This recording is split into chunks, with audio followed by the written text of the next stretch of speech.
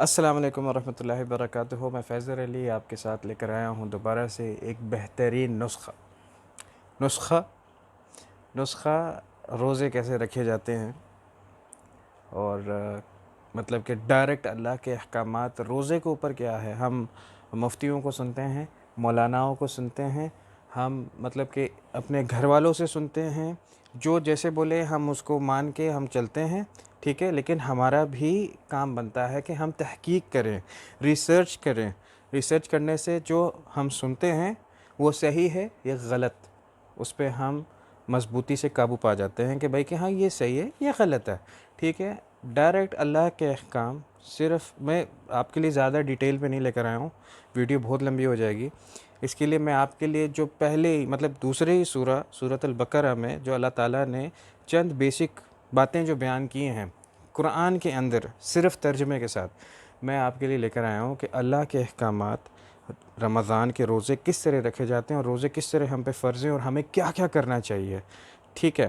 تو یہ آپ کو میں ابھی بیسکلی ابھی جیسے ہی آپ کو میں دکھا دوں گا، انشاءاللہ آپ فارورڈ کریں، شیئر کریں، لائک کریں، اور آگے لوگوں تک پہنچائیں، صدقہ جاریہ ہوتا ہے، اور میرے لیے دعا کریں۔ السلام علیکم۔ مومنو، تم پر روزے فرض کیے گئے ہیں جس طرح تم سے پہلے لوگوں پر فرض کیے گئے تھے، تاکہ تم پرہیزگار بنو۔ روزوں کے دن گنتی کے چند روز ہیں، تو جو شخص تم میں سے بیمار ہو یا سفر میں ہو تو دوسرے دنوں میں روزوں کا شمار پورا کر لے۔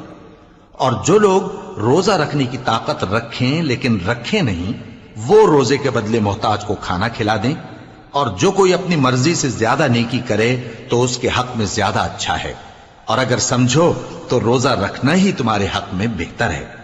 روزوں کا مہینہ رمضان کا مہینہ ہے، جس میں قرآن اول نازل ہوا، جو لوگوں کا رہنما ہے، اور جس میں ہدایت کی کھلی نشانیاں ہیں، اور جو حق و باطل کو الگ الگ کرنے والا ہے۔ تو جو کوئی تم میں سے اس مہینے میں موجود ہو، چاہیے کہ پورے مہینے کے روزے رکھے، اور جو بیمار ہو یا سفر میں ہو تو دوسرے دنوں میں روزے رکھ کر ان کا شمار پورا کر لے۔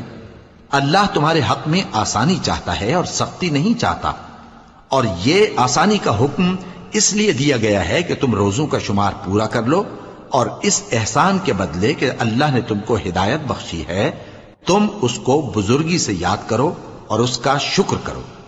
اور اے پیغمبر، جب تم سے میرے بندے میرے بارے میں دریافت کریں تو انہیں معلوم ہو کہ میں تو تمہارے پاس ہی ہوں۔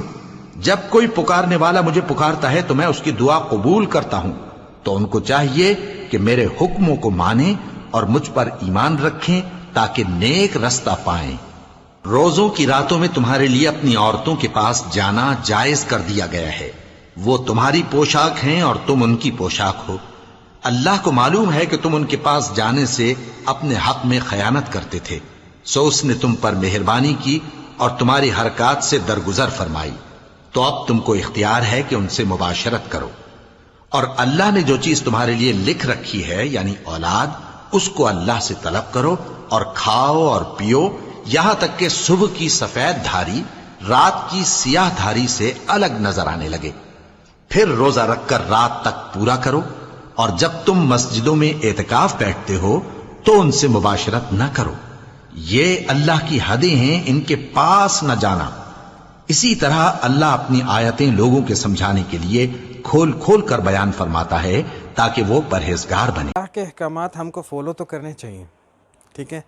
اللہ کے احکامات فالو کریے، اور مزید جو ہے سنت نبی صلی اللہ علیہ وسلم کو بھی فالو ہمیں کرنا چاہیے، ٹھیک ہے، کیونکہ ہم ان کو بھی انکار نہیں کر سکتے۔ حضور محمد صلی اللہ علیہ وسلم کے احکامات روزے کے اوپر کیا کیا انہوں نے بتائے، کیا فضیلت ہے، کیا طور طریقہ ہے، کیا ایکٹیویٹیز ہیں ہمیں کرنی چاہیے، یہ سب ہم کو ان محمد صلی اللہ علیہ وسلم کو فالو کرنا چاہیے، ٹھیک ہے۔